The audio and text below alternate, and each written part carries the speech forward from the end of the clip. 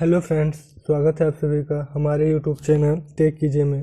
तो फ्रेंड्स, आज की वीडियो में हम लोग देखने वाले हैं कि हम लोग ऑटोप्सी टूल का यूज किस प्रकार से लेते हैं और ऑटोप्सी टूल होता क्या है। तो हम लोग ऑटोप्सी टूल जो है, ऑटोप्सी टूल एक फॉरेंसिक इन्वेस्टिगेशन करने के लिए टूल है। तो इस टूल का यूज हम लोग अपने विंडोज़ मशीन, काली लिनक्स मशीन या किसी यूनिक्स मशीन पे भी ले सकते हैं, क्योंकि ये ओपन सोर्स टूल है। तो इसका हमें कोई भी पेमेंट या सब्सक्रिप्शन नहीं देना होता है इस टूल को यूज करने के लिए। तो फ्रेंड्स, इस टूल का यूज हम लोग किस लिए करते हैं? इस टूल का यूज हम लोग किसी भी टाइप के स्टोरेज डिवाइस जो हैं उनसे डेटा को रिकवर करने के लिए करते हैं, चाहे वो डिलीटेड डेटा हो, चाहे वो फॉर्मेटेड डेटा हो, चाहे वो डेटा करेंट टाइम का डेटा हो। तो इस टूल ऑटोप्सी टूल के हेल्प से हम लोग उसको, यदि कोई भी किसी भी प्रकार की स्टोरेज डिवाइस से यदि कोई फाइल डिलीट हो गई है तो उसको हम लोग रिकवर कर सकते हैं, चाहे वो इमेज फाइल हो, चाहे वीडियो फाइल हो, चाहे MP3 फाइल हो, चाहे JPG हो, चाहे PDF हो, मतलब किसी भी प्रकार की फाइल यदि डिलीट हो गई है तो उसे हम लोग ऑटोप्सी टूल के हेल्प से रिकवर कर सकते हैं। यदि हमारी कोई भी स्टोरेज डिवाइस है वो फॉर्मेट हो गई हो तो भी हम इस टूल के हेल्प से रिकवर कर सकते हैं। यहाँ पे सारे स्टोरेज डिवाइसेस से मतलब है कि चाहे आपकी डेटा जो है पेन ड्राइव से डिलीट हुई हो, चाहे हार्ड डिस्क से डिलीट हुई हो, चाहे जिस भी चीज़ से डिलीट हुई हो, चाहे CD-ROM से ही क्यों ना डिलीट हुई हो, चाहे आपकी DVD से ही क्यों ना डिलीट हुई हो, हम लोग उसे वहाँ पे रिकवर कर सकते हैं by using the autopsy tool. तो हम लोग यहाँ पे ऑटोप्सी टूल के कुछ फीचर्स देख लेते हैं। जैसे कि जो हमारा ऑटोप्सी टूल है उसमें कई सारे फीचर्स दिए हुए हैं। जैसे कि हमने पहले ही बताया, फॉरेंसिक इन्वेस्टिगेशन के लिए टूल यूज होता है। तो इस पर हम लोग जो ये है गवर्नमेंट एजेंसीज द्वारा भी ये टूल यूज किया जाता है। बेसिकली गवर्नमेंट एजेंसी द्वारा इसको फ्रॉड डिटेक्शन में और किसी भी प्रकार के इन्वेस्टिगेशन में किया जाता है। तो बेसिकली ऑटोप्सी टूल का मीनिंग ही होता है, ऑटोप्सी का मीनिंग ही होता है चीर फाड़ करना या पोस्टमार्टम करना हिंदी में। तो यहाँ पे हम लोग जितने भी स्टोरेज डिवाइसेस हैं सबके साथ सबका पोस्टमार्टम करते हैं by using the autopsy tool. तो यहाँ पे ये हम लोग कुछ इसके फीचर्स जो हैं, हाईलाइटेड फीचर्स, जो इसको हम लोग देख सकते हैं। जैसे मल्टी यूजर केसेस को सपोर्ट करता है, मतलब हम लोग इस ऑटोप्सी टूल में किसी एक केस पे यदि हम लोग इन्वेस्टिगेशन कर रहे हैं तो उस पर कई सारे जो हमारे सहयोगी एग्जामिनर्स हैं वो लोग कोलैबोरेट कर सकते हैं फॉर सॉल्विंग एनी केस। और यहाँ पे टाइम लाइन एनालिसिस भी है। तो यहाँ पे जैसे कि display system events, array and graphical interface to help identify activity.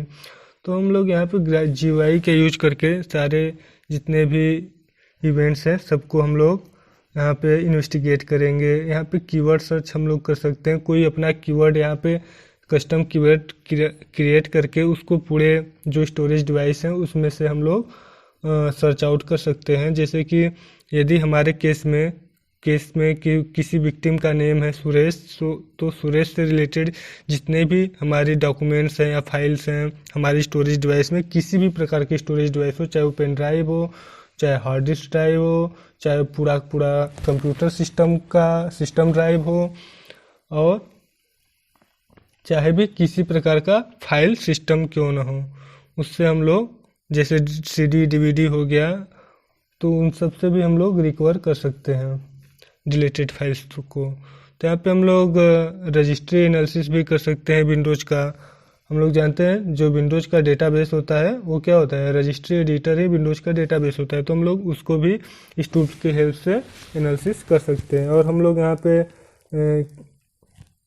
Email को भी एनालिसिस कर सकते हैं, मतलब हमारी जो भी स्टोरेज डिवाइस है उसमें से जितने भी ईमेल एड्रेसेस हैं सबको हम लोग फिल्टर आउट कर सकते हैं।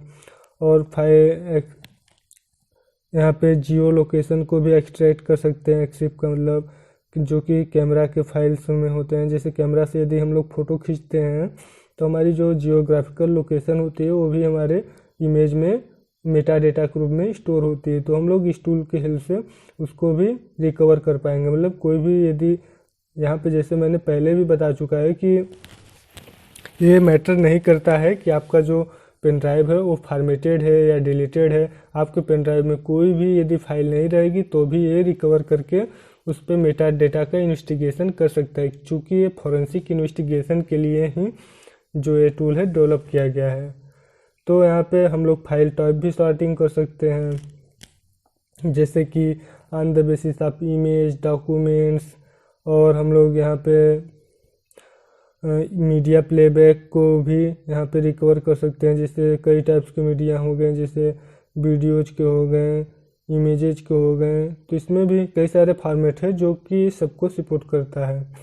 और थंबनेल व्यूअर में क्या होता है कि हम लोग जो भी हमारी इमेजेज हैं या वीडियोज हैं सबका थंबनेल व्यू देख सकते हैं, जिससे हमें आसानी हो जाती है हम अपने रिलेटेड डेटा को एक्सेस करने में या रिकवर करने में। यहाँ पे रोबस्ट फाइल सिस्टम एनालिसिस, तो मतलब यहाँ पे दिया गया है कि कई सारे फाइल सिस्टम जो है इसको सपोर्ट करता है। मतलब कई सारे फाइल सिस्टम से डेटा को रिकवर कर सकता है, जैसे कि रॉ डेटा हो गया, NTFS हो गया, FAT12, FAT16, FAT32, exFAT, HFS+, ISO 9660, CD-ROM, मतलब जो है उससे भी डेटा को ये रिकवर कर सकता है। और भी कई सारे फाइल सिस्टम है जिससे कि ये डेटा को रिकवर कर सकता है। यहाँ पे हम लोग हैश सेट फिल्टरिंग भी कर सकते हैं, जैसे कि MD5 होता है, message digest 5, MD2, message digest 2 हो गया, MDSSUM हो गया, इन केस फॉर्मेट्स। तो यहाँ पे हम लोग कई सारे जैसे कि जो हमारे हैश जनरेटेड होते हैं तो उसको भी हम लोग यहाँ पे फिल्टर कर सकते हैं, मतलब सर्च आउट कर सकते हैं।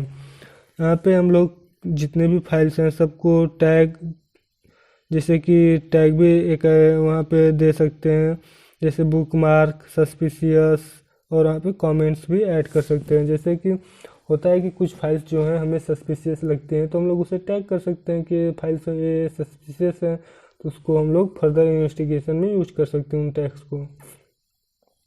यहाँ पे फाइल टाइप को भी हम लोग डिटेक्ट कर सकते हैं, जैसे कि based on signature and extension mismatch distraction. जैसे कि यदि कोई फाइल है उसका विक्टिम ने हमारे एक्सटेंशन चेंज करके स्टोर किया हुआ था या उसे फॉर्मेट कर दिया है, डिलीट कर दिया है, हमसे छिपाने की कोशिश कर रहा है, तो हम लोग उसको भी डिटेक्ट कर पाएंगे। जैसे कि क्या होता है, हम लोग कुछ JPG फाइल को PDF में कन्वर्ट कर लेते हैं, उसके बाद स्टोर करते हैं, या कुछ PDF फाइल को JPG में कन्वर्ट करके स्टोर करते हैं, तो सब इस टूल के हेल्प से आइडेंटिफाई किए जा सकते हैं।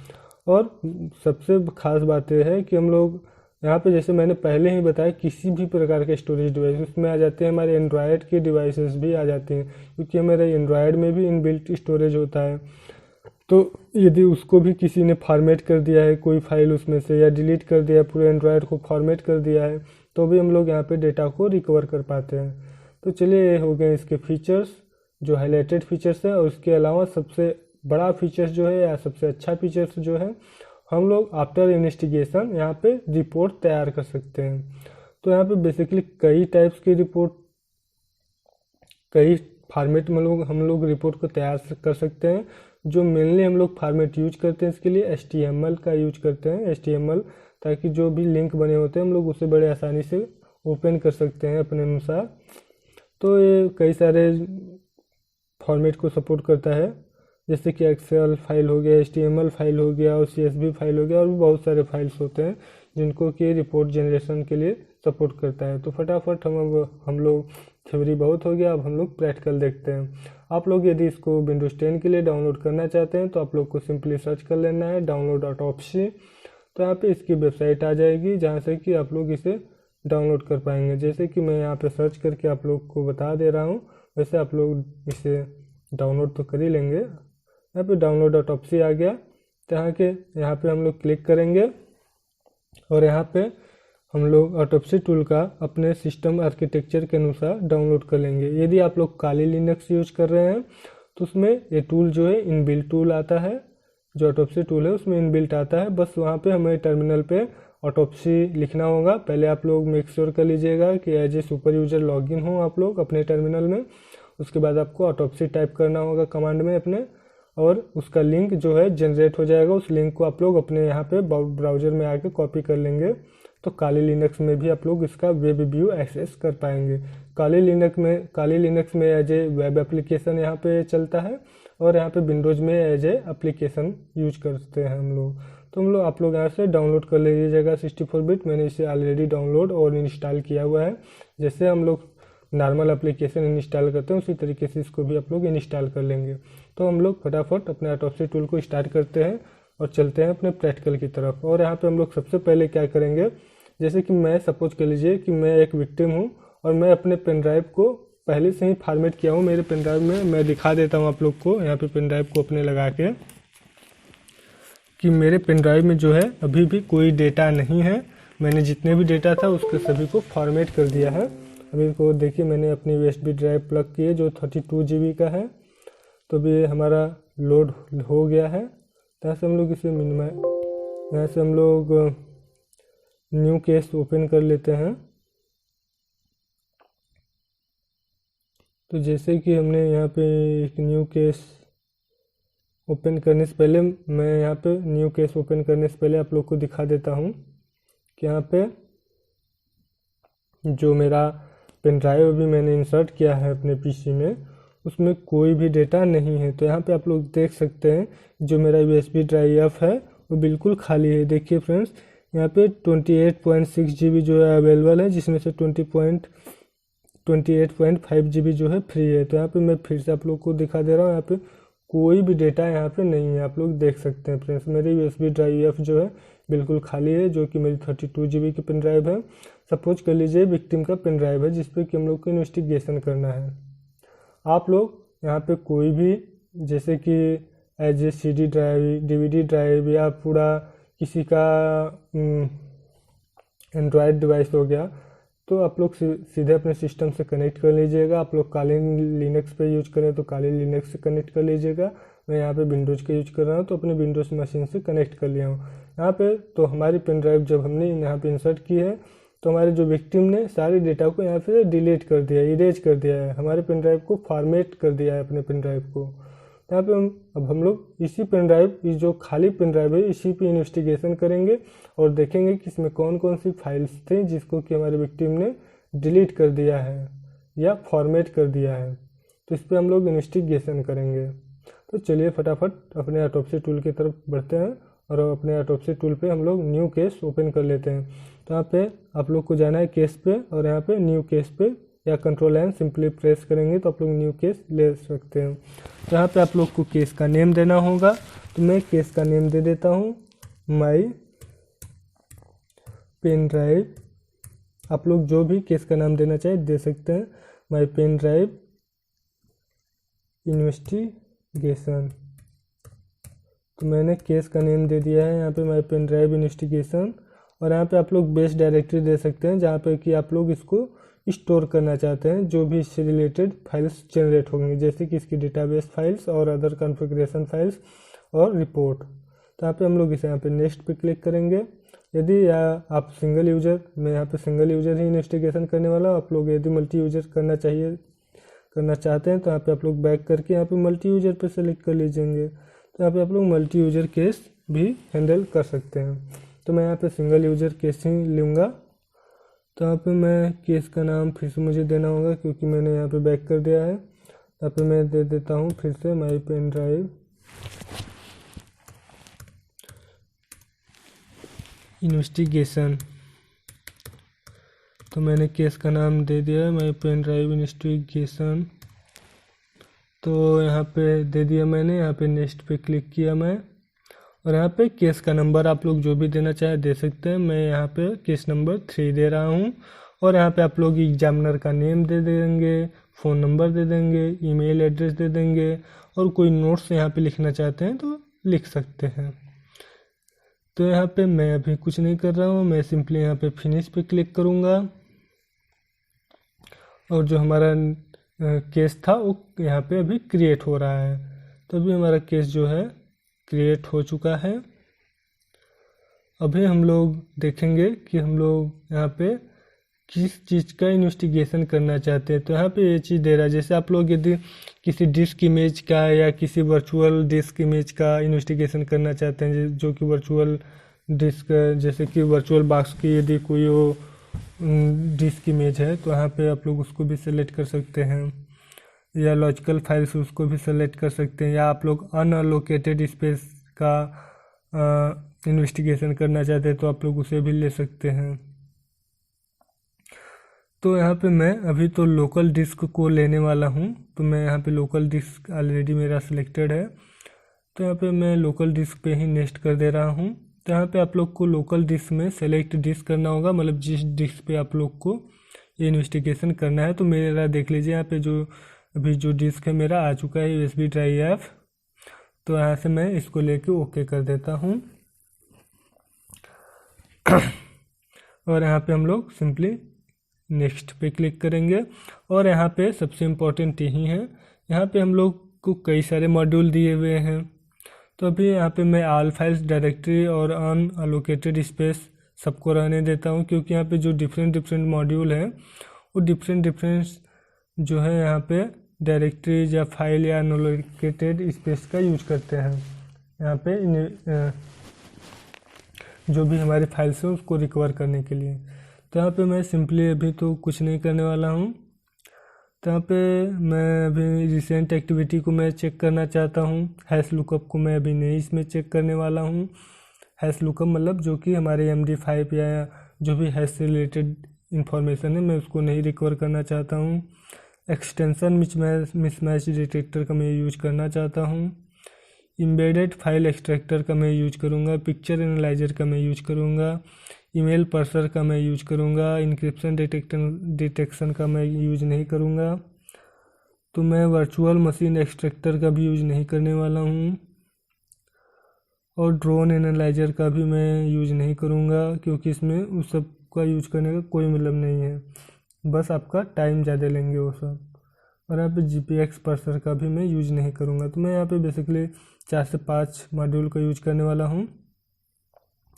और आप लोग यहाँ पे चाहें तो न्यू कीवर्ड, जैसे कीवर्ड सर्च पे आएंगे तो यहाँ पे आप लोग नया कीवर्ड भी यहाँ पे ले सकते हैं। जैसे कि मेरे केस से रिलेटेड यदि कीवर्ड है तो मैं यहाँ पे जैसे सौरभ मेरे केस से एक कीवर्ड है, तो मैं यहाँ पे कीवर्ड में जाऊँगा और यहाँ पे मैं सौरभ न्यू लिस्ट पे मैं यहाँ पे क्लिक करूँगा और न्यू कीवर्ड लिस्ट नेम में यहाँ पे दे दिया सौरभ।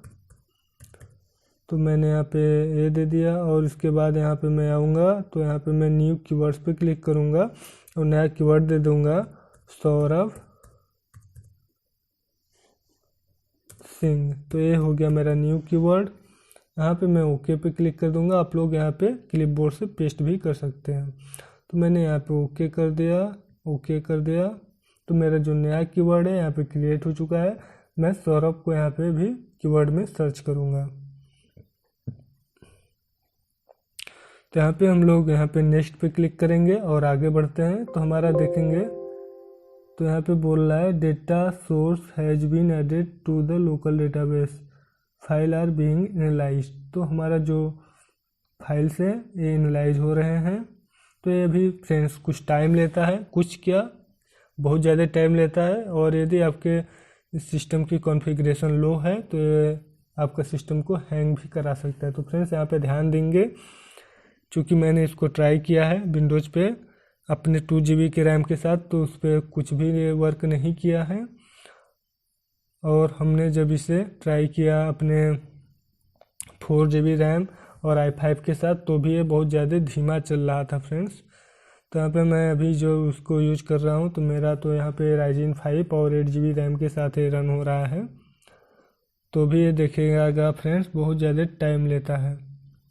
तो यहाँ पे मैं फिनिश पे क्लिक कर दिया और मैं देखता हूँ कि यहाँ पे क्या क्या अभी जो रिकवर है, क्या क्या रिकवर ये अभी कर पाया है।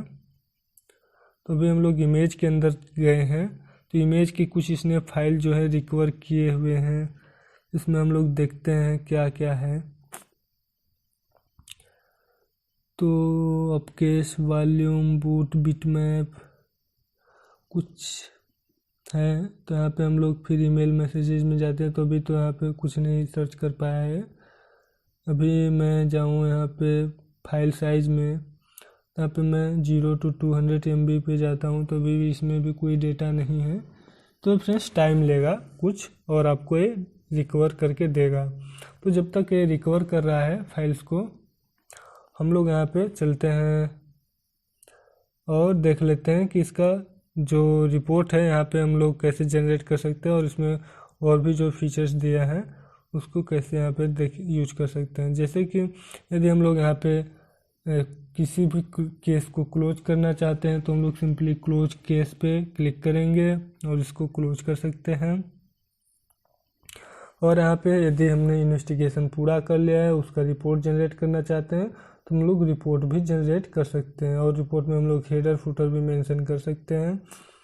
और यहाँ पे हम लोग कई सारे ऑप्शन जो हैं उसको ऐड कर सकते हैं, जैसे डेटा सोर्स को ऐड कर सकते हैं, इमेज और वीडियो जो हमारे इसमें रिकवर होंगे उनको यहाँ पे हम लोग देखना चाहते हैं तो देख सकते हैं। और हमारी जो जियो लोकेशन है ये तो बेसिकली फाइंड कर सकते हैं अपनी इमेजेज में।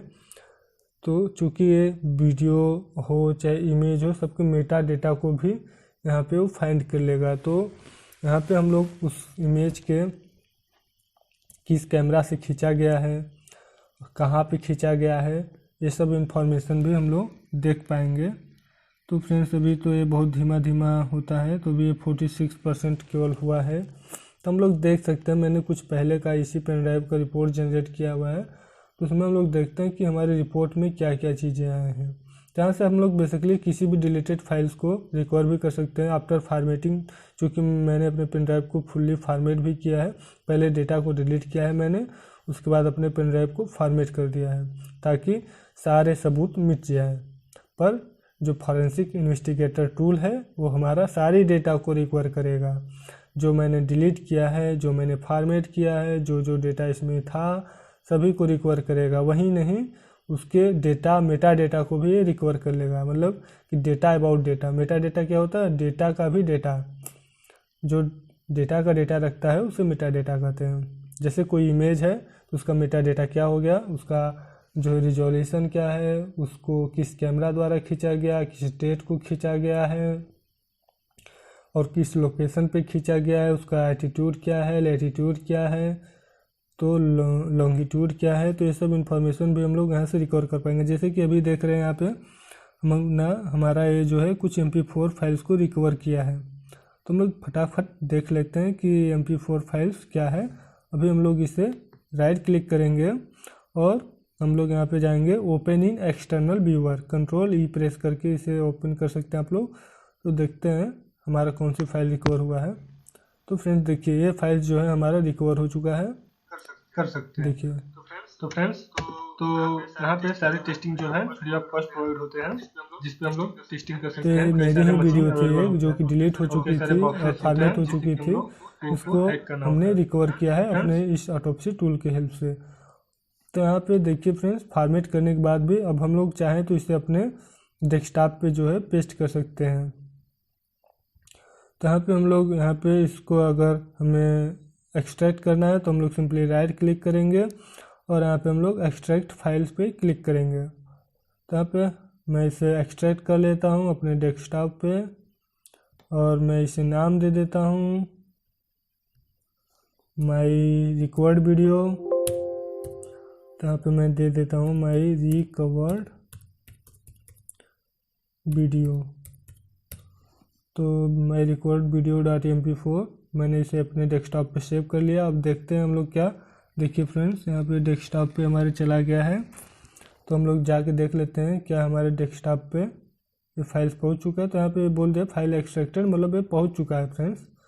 तो यहाँ पे देखते हैं हम लोग।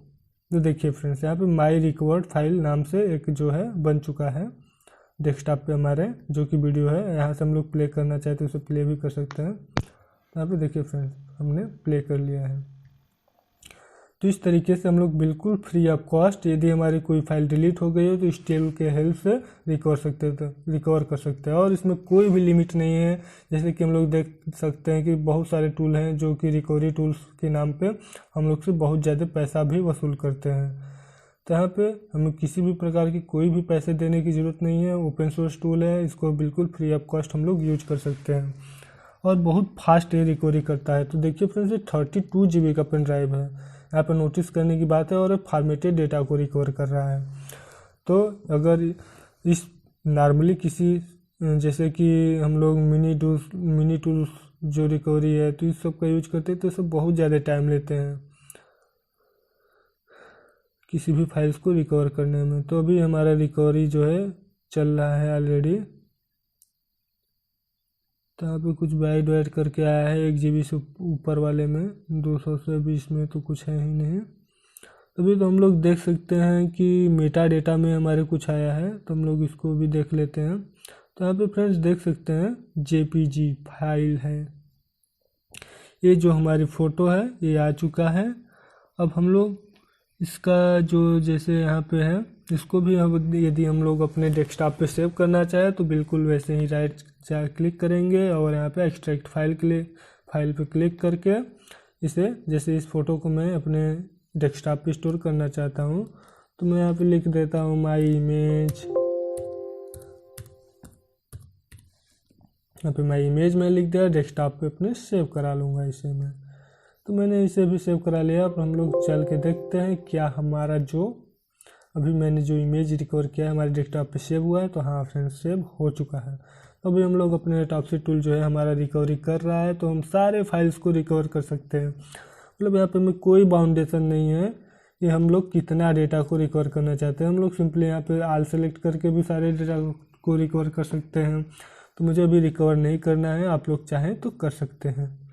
यहाँ पे मैं अभी जैसे कि यूजर कंटेंट सस्पेक्टेड, कुछ सस्पेक्टेड कंटेंट भी है, उसको भी हम लोग देखना चाहें तो यहाँ से हम लोग देख सकते हैं। और जैसे कि बहुत सारे इमेजेस हैं जो कि इसमें से फॉर्मेट हो गए थे या डिलीट हो गए थे, इसको जिसने रिकवर कर लिया है।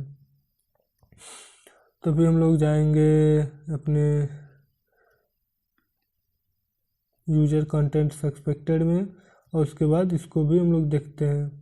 तो इसमें भी बेसिकली हमारे फ़ोटो ही हैं जो कि हमारे पेन ड्राइव में पहले से थे, और मैंने इसे फॉर्मेट कर दिया था। देखिए फ्रेंड्स, सारी चीज़ों को हम लोग देख सकते हैं। अभी हम लोग यदि मेटा डेटा इसका देखना चाहें तो यहाँ पे हम लोग फाइल मेटा डेटा पे क्लिक करेंगे। तो देखिए फ्रेंड्स, हम लोग को जैसे कि क्या क्या इन्फॉर्मेशन यहाँ से मिल रहा है, साइज मिल जा रहा है, फाइल नेम और लोकेशन तो मिल जा रहा है, और MD5 जो है अननोन है। अभी एनोटेशन में हम लोग इसका चेक कर लेते हैं, तो अभी कोई नहीं है यहाँ पे एनोटेशन। हाइक्स वैल्यू यहाँ पे चेक कर सकते हैं हम लोग, और रिजल्ट्स में हम लोग जाएंगे तो यहाँ पे हम लोग देख सकते हैं कि हम लोग लैटिट्यूड, लॉन्गिट्यूड, अल्टीट्यूड, डिवाइस का मॉडल जिससे फ़ोटो को खींचा गया है, और आर्टिफैक्ट ID, यहाँ पे बहुत सारे जो फॉरेंसिक इन्फॉर्मेशन है हमें देखने को मिल रहे हैं इमेज से। तो यही होता है फ्रेंड्स मेटा डेटा। तो भाई हम लोग जानना चाहते हैं कि इस इमेज को कहाँ पे खींचा गया है, तो हम लोग को सिंपली कुछ नहीं करना है, फिर से गूगल पे अपने जाना है, और यहाँ पे हम लोग करेंगे रिवर्स लोकेशन ट्रेसर। यहाँ पे हम लोग सर्च करेंगे रिवर्स लोकेशन ट्रैकर भी सर्च कर सकते हैं। तो यहाँ पे हम लोग ट्रैकर इसको सर्च कर लेंगे। तो यहाँ पे बहुत सारे इन्फॉर्मेशन आ रहे हैं, तो यहाँ पे हम लोग थोड़ा सा और फिल्टर लगा लेते हैं, reverse location tracker by longitude and latitude. तो हम लोग यहाँ पे चले जाएंगे reverse geocoding tool convert latitude longitude पे, और यहाँ पे हम लोग ने अभी जो इमेज में अभी हमने कुछ जैसे लैटिट्यूड फाइंड किया है, तो उसको हम लोग कॉपी कर लेते हैं यहाँ से, और आप अपने गूगल पे यहाँ पे लैटिट्यूड वाले सेक्शन में ले जाके पेस्ट कर देंगे। और यहाँ पे हम लोग फिर से जाएंगे और इसमें और अपने लॉन्गिट्यूड को भी कॉपी कर लेंगे। तो मैं यहाँ से Ctrl+C प्रेस करके इसे कॉपी कर लिया हूँ, और यहाँ पे लॉन्गिट्यूड पे जाके यहाँ पे पेस्ट कर लेता हूँ। फिर यहाँ पे कन्वर्ट पे हम लोग क्लिक करेंगे, और हम लोग देखते हैं कि कहाँ का लोकेशन दिया है। तो देखिए फ्रेंड्स, हम लोग यहाँ पे देख पाए कि चुनार उत्तर प्रदेश 23/12/10 मतलब चुनार का है, और पिन कोड भी दे दिया है। मतलब बिल्कुल एग्जैक्ट जगह पे हम लोग पहुँच सकते हैं जहाँ पे कि कंप्लीट एड्रेस हम लोग को दे चुका है। तो मतलब इस टूल का हम लोग देख सकते हैं कि कितना बड़ा यूज है। तो फ्रेंड्स हम लोग जो फाइल्स डिलीट हो चुके थे इससे उसको भी रिकवर भी किए हैं, उस फाइल्स को भी रिकवर किए हैं, उसके मेटा डेटा को भी रिकवर किए हैं, उसका यूज करके हम लोग बिल्कुल एग्जैक्ट लोकेशन पे पहुंच चुके हैं यहाँ पे। तो फ्रेंड्स देखिए कितना पावरफुल टूल है। तो यही नहीं बहुत सारे इमेजेज हैं, मतलब किसी भी इमेज का हम लोग चाहे तो ये डेटा निकाल कर सकते हैं। जैसे फाइल मेटा डेटा पे हम लोग आ जाएंगे, फिर उसके बाद रिजल्ट्स पे आ जाएंगे और जो ये डेटा है उस हमें मिल जाएगा। और यहाँ पे आर्टिफिकेट आईडी का यूज करके भी हम लोग ये देख सकते हैं। ये जो कैमरा है, ये कैमरा की भी एक आईडी होती है, एवरी कैमरा है जो आईडी। तो इस कैमरा के आईडी को भी हम लोग जो है, यदि गवर्नमेंट वैलिड है तो हम लोग के पास एक डेटाबेस एक्सेस होता है जिससे कि हम लोग इसको भी ट्रेस कर सकते हैं कि किस कैमरा से खींचा गया तो मुझे पता ही है। और एक कैमरा का जो आर्टिफिकेट आईडी है इसका यूज करके हम लोग ये पता कर पाएंगे कि कैमरा किसको सेल किया गया था और ये फ़ोटो किसने खींचा है। तो फ्रेंड्स देख सोच सकते हैं कि आप लोग कितना बड़ा ये टूल है, फॉरेंसिक टूल है, जिसके हेल्प से हम लोग सब इंफॉर्मेशन पता लगा सकते हैं। और ये चीज़ें हम लोग किसी भी डिवाइस, किसी भी फाइल सिस्टम के साथ कर सकते हैं। तो अभी बेसिकली मैं NTFS और अपने पेन ड्राइव के साथ कर रहा हूँ। आप लोग ये जो फॉरेंसिक इन्वेस्टिगेशन है किसी भी डिवाइस पे अप्लाई कर सकते हैं।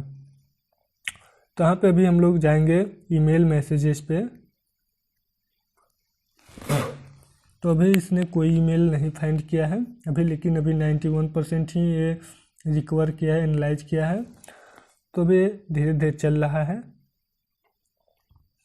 तब तक हम लोग इसी में थोड़ा सा और देख लेते हैं जब तक कि ये सभी चीज़ें चल रही हैं।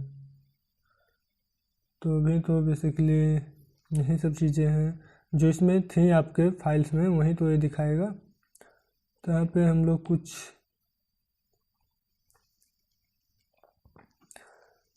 और देख लेते हैं। तो ईमेल मैसेजेस तो अभी हमारी रिकवर नहीं हुए हैं। अभी जो ये मैंने फाइल अभी तो मैंने दिखा ही चुका हूँ आप लोग को। अभी जो फर्दर इन्वेस्टिगेशन है कर रहा है, तो यहाँ पे बहुत सारी इन्फॉर्मेशन जो है हम लोग फाइंड करेंगे अभी भी। तो मैंने जैसे कि अभी फ्रेंड्स आप लोग को बता दिया है कि बहुत चीज़ें इससे जो है रिकवर कर सकते हैं हम लोग।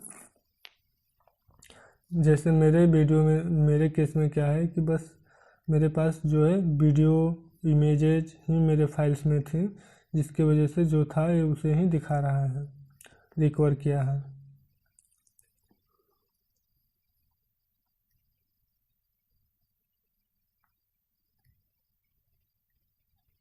तो अभी कुछ टाइम लेगा, अभी चीज़ों को ये रिकवर कर रहा है।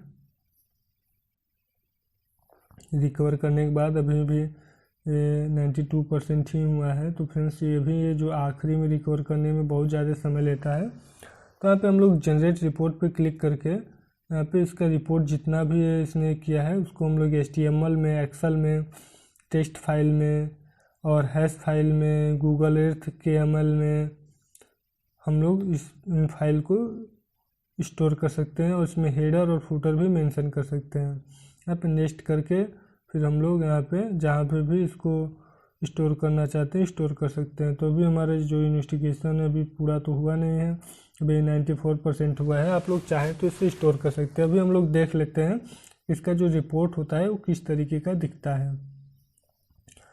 तो इसके लिए सबसे पहले हम लोग जाएंगे अपने,